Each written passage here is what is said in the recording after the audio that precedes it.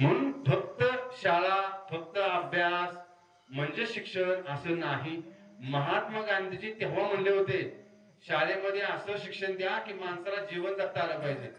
आम्ही शाळा शिकून जर शेपरणार असो तर आमचं काहीतरी चुकतंय.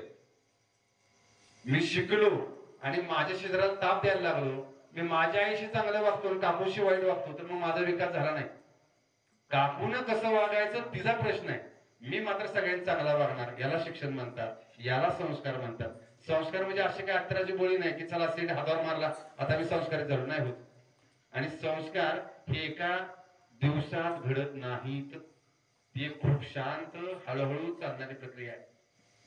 सर झाडांचं उदाहरण सांगत होते, म्हणून आंब्याचं झाड लावलं की लगेच फळं लागत नाहीत, त्याला काही कालावधी जावं लागतो.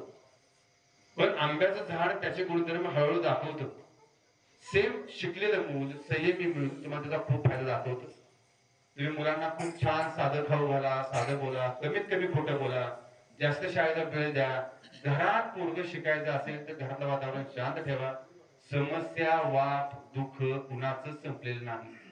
सर जे रामायण महाभारत सांगत होते त्याचं दुःख आहे.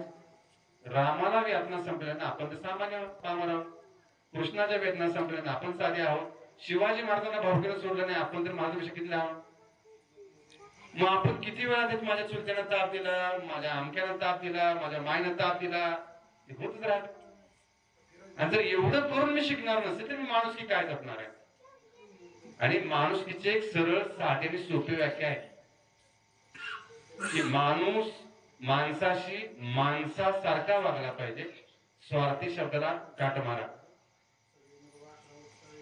जगात सगळ्या प्राण्यांना सगळ्या गोष्टी माणसाकडे आहेत, अंता फक्त नाहीये.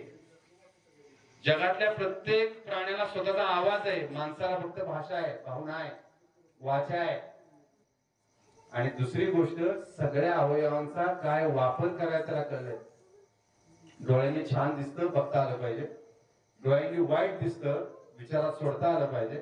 आणि जे चांगलं बघितलंय ना ते इथं साठलं पाहिजे, इथं साठलं पाहिजे, मुखातून बाहेर आलं पाहिजे. आणि जे मुखातून बाहेर आलं ते वर्तनामध्ये आलं पाहिजे, त्याला माणूस म्हणतात. ज्ञानोबा तुकोबा ही फक्त उद्घोष करायची नावं नाही. त्यावेळेला तुकोबा म्हणले होते वृक्षवली आम्हाला